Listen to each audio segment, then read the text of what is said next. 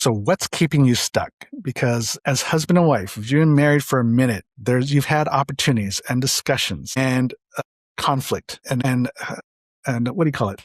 Decisions you've had to make that kept you stuck and created some conflict. And so being able to get unstuck is very, very important. So this episode, honey, we just finished recording. What's one thing that really stuck out in this conversation? Stuck out. See, pun intended. From this conversation, that's going to help our audience get unstuck. Well, if you guys are anything like me, perfectionism. We were furniture shopping and I wanted things to be perfect. So that was keeping me from moving forward. And then you asked me, well, what does that perfect couch look like? And I'm like, I don't know. Yeah, because we can go round and round in an argument, in a disagreement, yet neither one of us really has anything really in mind. And so we're just going round and round. And so for me in this discussion, I mean, vision, I've always been a goal person, but as I started reflecting over the last 20 years of as I reflected over my professional career, more than 20 years, I realized when I had a clear vision, then I reached my goals. When I set goals without a clear vision,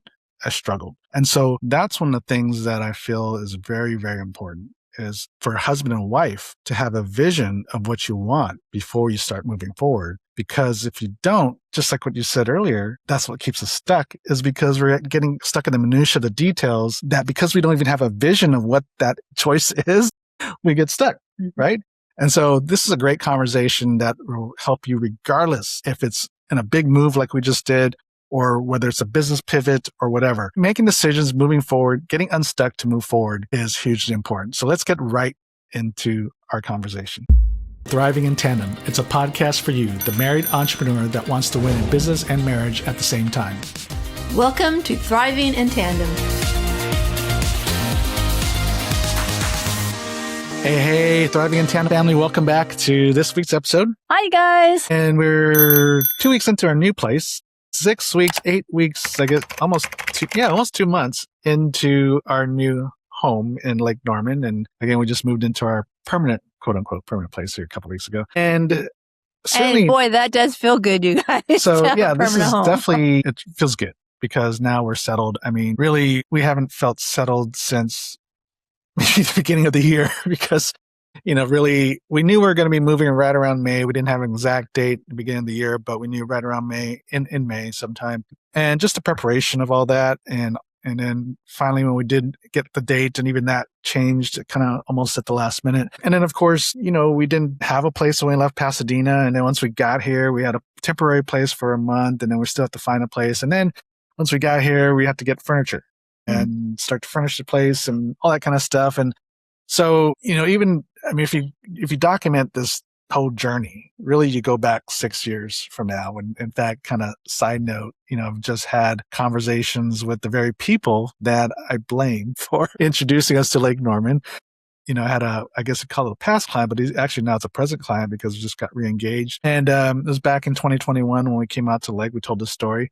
So I just had a call with his parents because I'm reengaged with the nonprofit and all that. And so anyways, from that point to now, it's been a journey, and there's been a lot of discussion, a lot of dreaming, a lot of hope, but also a lot of conversations that sometimes we got stuck. Yeah. A lot of stickiness. And so, we talked, last episode about live it now. Why do we put off, enjoying life, enjoying the bigger things in life for later, instead of really taking some kind of action to moving it forward now? And a lot of times, we just get stuck in kind of indecisiveness and all that. And I think that's why last episode, if you didn't listen to last episode, I think that'll be helpful. But also today, we want to talk about those things that keep us stuck and how do we get over that? And so that we can move forward. Because certainly we've had a lot of if we just use this move as a prime example, and moving is one of the biggest stressors in a life for It's couples. a long one too. Right. And so if you can do this well, you can do anything well, including your business, because, business always takes decisions, and sometimes a lot of small ones, but a lot of big ones sometimes too. And so how do you keep moving forward? How do you not stay stuck in your disagreements and all that? I think is a big a big conversation that we should have, right? Yeah. I remember when we were packing, I started out all organized, put the names on all the boxes of what it was, and thought, oh, this is going to be pretty simple. And then towards the end, I kind of got overwhelmed because it seemed like there was so much to do with the moving and the decisions, packing, getting the house clean because we were going to rent it out, that I almost just want to stop. I had the thought, I know you would kill me. I'm like, oh, maybe let Robert finish this up because this is just going to be too much. And then at the end, I found myself not as organized. I was just throwing stuff in boxes. Yeah, it kind of sounded like you're making these hints at once you finish packing because you you would make these like statement questions that you like to do. It's not really a question; it's kind of a statement, but it's a question in the form of a statement, and you're kind of hoping that I'll just take what you say and do it. I'm like, if I don't do it, maybe he'll just do it for me, or maybe the fairy will just come and magically do it. Yeah, and so how do we? I mean, moving's a big thing, and I know as we posted stuff on our social media, people wasn't just about moving, but just about moving forward with a big vision, and people were commenting, they wish they could or whatever. And so, what is it that keeps us stuck? And so, I think the first part is just fear of the unknown. Mm-hmm. Right? Because whenever you're going to make a big change, like a move, when you've grown up, your whole life has been in basically one state, and 20 years of our marriage has been in the same place, in the same town. And moving, I grew up in the same house for like my whole childhood. So I am not a professional mover by any means. And I've lived pretty much in the same place for a long time. Yeah. So, having the conversation about moving across the country to the East Coast to a place, we don't know, certainly is, even though, we love the lake and we love the look of it, the feel of it. I mean, everything about this lake we totally enjoyed, and we say that'd be great to live there. At the same time, when you get down to it, living in a place where you don't know people or know a lot of people, not like you do at where you live currently or where we live currently. And, basically it's going to be like starting over in a lot of sense, even though our business would still be relatively the same, but still you're, different time zones. I mean, there's all kinds of logistical issues around that, but moving to a place you have no home. The fear of the unknown is definitely one of the reasons why you just get stuck. Mm-hmm. You just get paralyzed by fear. And so, when we talked about this, of how we dealt with it, especially as husband and wife, when one is willing to move faster than the other, which is usually the case, one spouse is usually willing to move faster than the other, then of course the one that needs time is going to kind of keep us stuck. Because it's like, wait, you're going to pump the brakes, right? And so how do you deal with that? They're going to keep you stuck. I think they need maybe a little bit more nurturing. It could be encouraging. It could be maybe they just need to pause for a moment to regroup. Yeah, but I mean, the other spouse is going to feel like we're staying stuck. Yeah, that's true. Right. And so how do you deal with that, especially when spouses move at different speeds? And so, like we dealt with the move was, number one was we didn't have this idea in 2021 and say, okay, let's move, which I know we've had a number of friends pretty much do that. My gosh, it seemed like overnight they were gone. Yeah. With some it practically was. So we didn't do that. One is, I mean, this is a big move. For me, I don't think either one of us were in a hurry to move, but we definitely wanted to test it out. And I think just like in business, whenever you're going to test a new product or launch a new product or service, test it first. You don't just launch, right? Put all the time and investment and all that into it to developing new product and service and launch, and it falls flat, right? Which can happen. So just like in business, in life, same thing. Let's test it out. So we started traveling here once a year, and then we made bigger and bigger steps, right? First, once you make a couple trips, then you get a little more comfortable with the area, right? So that fear of the unknown, once you get a little bit, any level of comfortability, right? Any step towards feeling a little bit more comfortable, just like the airport, understanding the freeways a little bit, right? So there's that sense of comfortability. You've seen some of these things before. That settles you down a little bit, right? And then, of course, last year when we spent the whole month of March on Lake Norman, then, of course, we really got a sense of the area a little bit better. And then, of course, every successive trip, we just made more friends, right? And so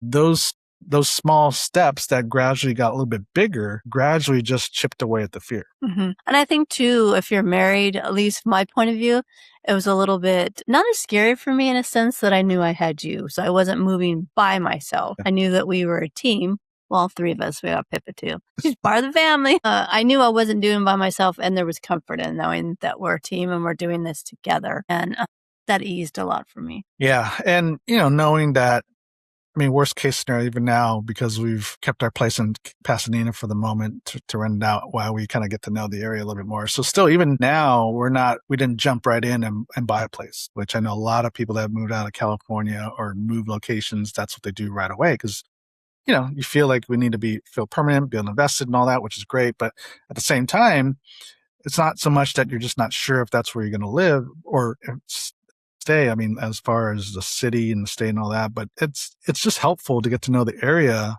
before you try to find a place you want to live. Because like here in Lake Norman, there's 500 miles of shoreline. So there's a big lake. And so a lot of different neighborhoods to factor in. And even this place that we're renting, with a beautiful view, by the way, of the lake. I think we had choices of here and next town south was Cornelius, where it had a bunch of condos on the lake. I think if we hadn't, one of the fortunate things of not booking a place or leasing a place before we left Pasadena, which we really tried to do, which we did try to do. But when we got here, it was a different experience. Even though last year we did spend time in both Davidson and Cornelius, get to know the place a little bit, and we liked it. But once we came back again, we really started to assess, especially because that place we had for just a month, right, was right here in Davidson, just actually 3-4 buildings down from where we're living right now. And spending a few days there, I mean, it was really felt peaceful, not just the condo itself and the lake and all that, but the town of Davidson and the vicinity to the freeway. And it's it's a small college town, no traffic, very slow, really cool, very easy to get in and out of the freeway. But in Cornelius, where the other set of condos on the lake were, getting off the freeway and getting to it you can just feel the difference of traffic, right? And busyness and all that. And we were contemplating getting a place there because there was a nice unit there that was really nice right on the lake. But then we decided, you know what? I think we like it here in Davidson. Mm-hmm. Let's just stay here. It's easier. It's more convenient. It's also, it's just very much slower pace, which is what we want. Because, once you get on the freeway, get into Charlotte, it's going to be fast paced enough. You don't need that. But I think when we're home, we don't want to be stressed coming home.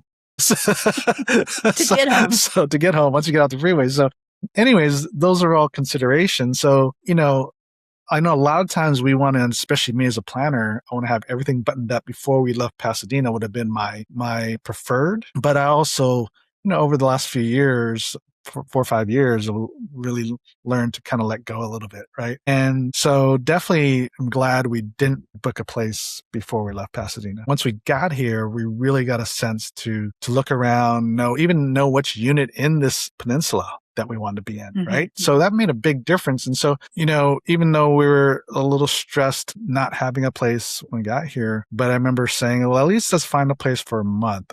And that's give us a little bit of extra room to find a place we really want to be. And that's certainly what happened.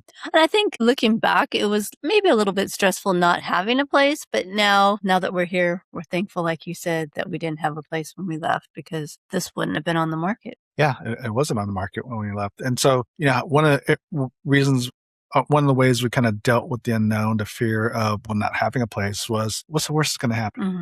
Right? As I said, the worst that's going to happen is we're going to rent an Airbnb for another month or so, right? Which wouldn't be preferred because it's going to be higher, it costs more than that. But, I actually found that place for the month on VRBO, another vacation rental site. But then I asked her, the landlord, I said, hey, is it available for a month?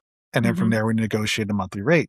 Right. So everything became negotiable. And so really, we actually paid less the first month at the VRBO than we are now. But also we have a bigger place here and we have a better view. So anyways, it's all good. But all I have to say is, well, starting from what's the worst case scenario and are we okay with it? And we were. So I said, okay, let's move forward. Let's keep going. Right. And then we'll figure it out along the way. And we didn't have worst case scenario, really. I mean, so anyways, yeah. So when we came to look at this place, thankfully, we were like the first people to see it. Yeah. Before, because I think the next week they were going to show it to people. And I had this thought for myself because people say to me, "Oh, when you walk into a place, you just know it's going to be it's the one." And I walked in here and I liked it, but I don't even know what that feeling is. Like you just know it's the one. I guess it's in your knower. And I don't know if I felt that because I didn't know what feeling to expect. And so we were fortunate we were able to talk about it for a day or two. I talked for a day, a couple days, maybe, I guess, so because I think we saw it on a Friday and then we got back to them Saturday night or Sunday, right? Before the other people that the following week we're going to see. So that worked out really good for us. But we needed to talk about it. I needed to talk about it. Yeah, we just talked it through, and we love this place. We love this area. And so, kind of going back to the wrapping up kind of the fear of the unknown is one of the challenges when that fear strikes is it's so easy to justify why you can't do it. Mhm. Right. Well, you can come up with 101 or 1,001 excuses of why not to. Like, so, I'm still getting posts. I'm still getting comments Of us, from the what? original post of us in the garage in Pasadena leaving California. And there's still some of those naysayers or whatever. People we don't know, right? Granted, are saying, oh, you'll be back, and kind of projecting a lot of stuff. And I can just Mhm. tell, I was like, man, there must be a lot of fear because it's like there's no place better in California. And these are people that they say they're born and raised in California. So I said, well, that's kind of biased, isn't it? No place better. Well, that's kind of biased. It's fine, if that's you, but I can't say there's no place better, especially because we've traveled so much Mhm. internationally and domestically. There's a lot of places that are great. It's just that nothing's ever going to 100% replace where you left. Right. So you just got to get over that, right? But it's interesting. It's just that fear of the unknown, and they have all these 101 reasons why not to.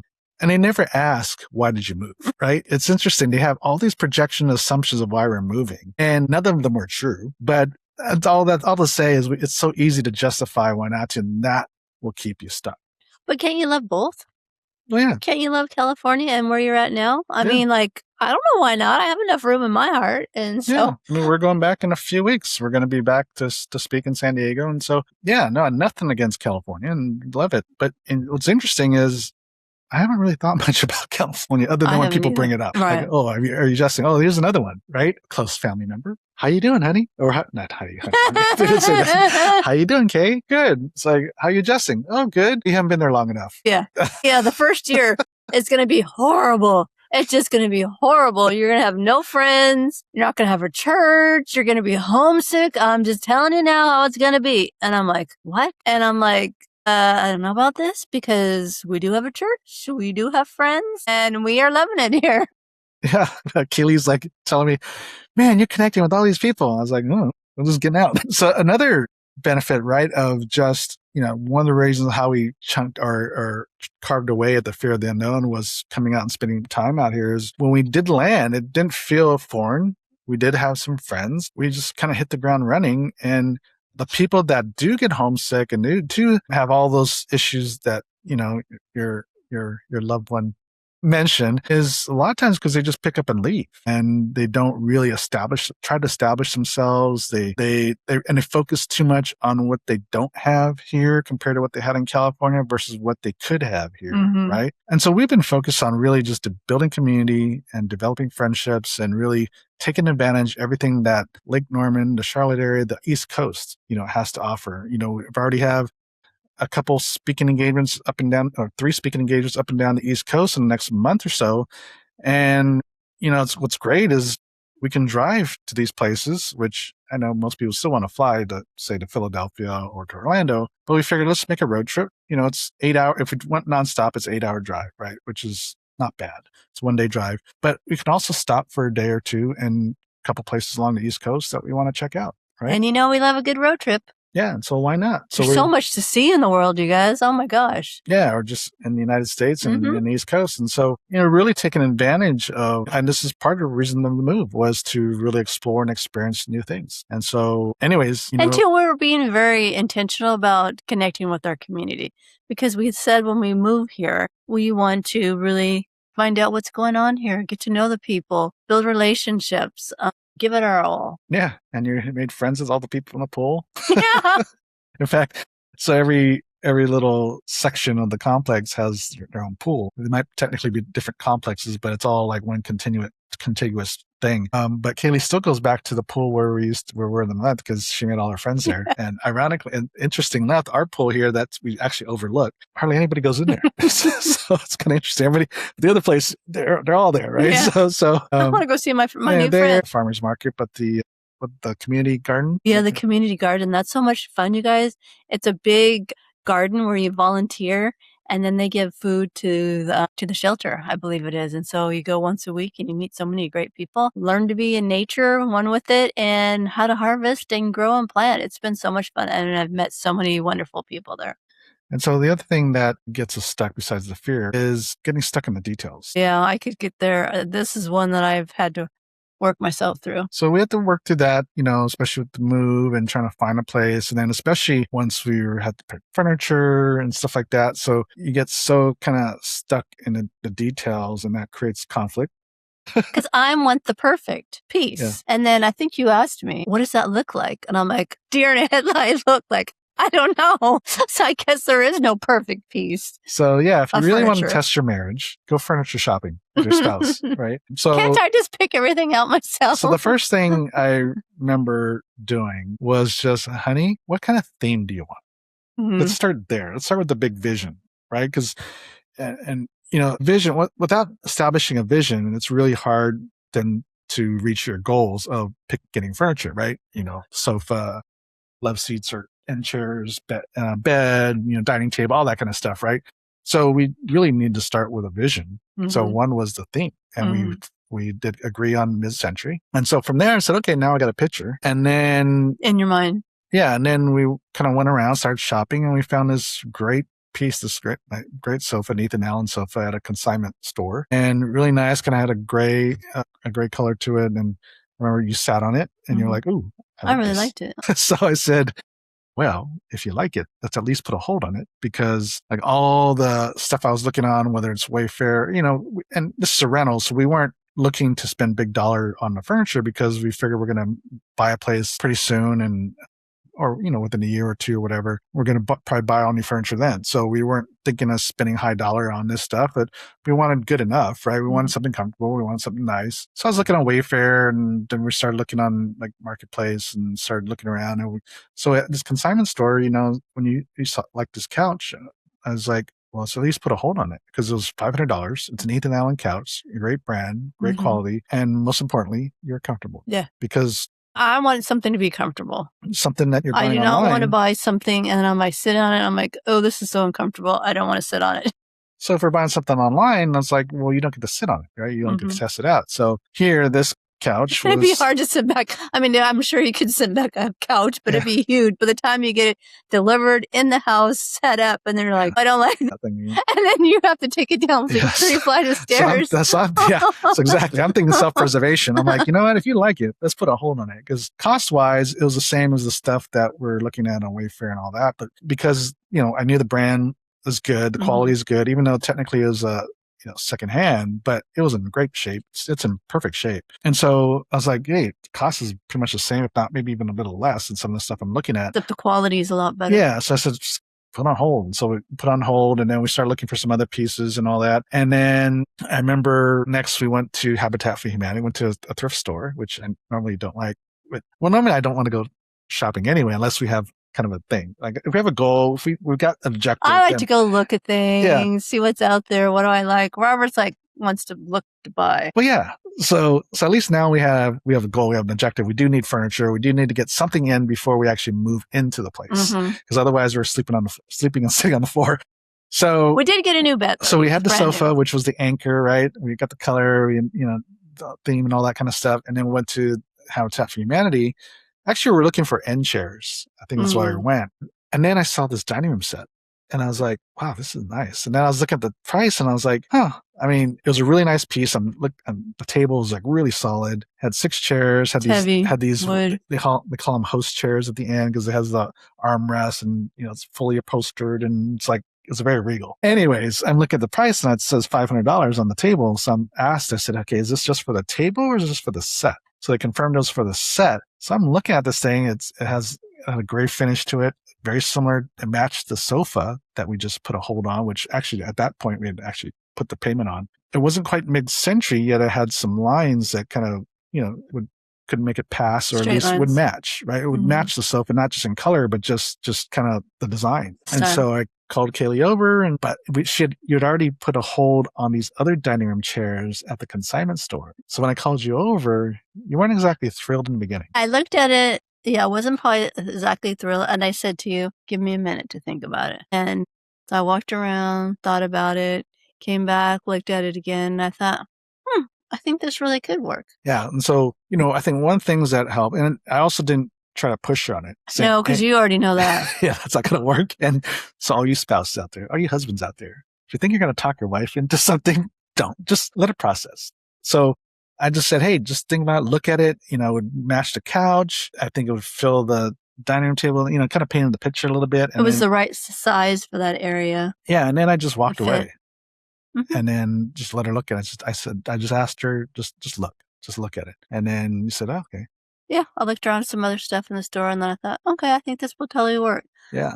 And so, a lot of times, you can, especially, since we're picking the furniture topic, you can get stuck in the minutiae of details. Mm-hmm. But we started with the theme, right? So everything gravitated back towards, hey, this matches the theme. Mm-hmm. Even though that dining room set may not be what quite frankly, either you and I probably envisioned when we got there. But when we got there and I saw it and then compared it and then looked at how that, it would match the other chair, I was like, oh, this actually would go very well. And it fills the dining room area very nicely. And so anyways, all to say is you can get so stuck in the details, but it's so important. And that's why it's so important to have vision first, because the details, well, quite frankly, don't have to matter as much, because sometimes we want perfect. We have a certain perfect idea in mind for the little things, but when we understand the big vision and how everything could come together and match, then those little differences don't matter anymore. Because if we just saw if we just saw the dining room table first before the couch, I don't think we would have got the dining room table. No. But because we got the couch first, it's the anchor, and then that was the anchor for the theme mid-century. Because we already had something concrete in mind, the couch, then when we saw the dining room set, we can see how it matched and connected, and basically, how it matched. So anyways, those are the two things, you're right. Why we get stuck. Number one is fear of the unknown, perfectionism, and then really getting into the minutiae of the details and getting stuck. And so that's why having vision and having, when it comes to fear of the unknown, that's why breaking down the fear slowly by taking some tangible steps forward and stretching at the same time really helps break down the fear before you ultimately make that actual step, that leap to make the change, like a move or a significant business pivot or a product launch or whatever, right? So that definitely helps. And I think the thing that helps me too is to think about every day's unknown, at least in my world. It's not like it's the same every day. So I need to remind myself, well, you didn't know exactly what was going to happen yesterday. Do you know exactly what's going to happen today? No. Well, that's unknown. You're like, and I made it through that. So I hope this helps. I don't know if, through our rambling of our story, our journey to here and making decisions and all that stuff, I hope this helps because, when it comes to getting stuck and making decisions, right, this applies to every aspect of our life, not just in moves, but every aspect of our life and our business. There's always going to be moments, or not always, but there's going to be a lot of opportunities and moments for you as husband and wife to have to make these decisions that can be uncomfortable. And it's going to raise up some level of fear of the unknown.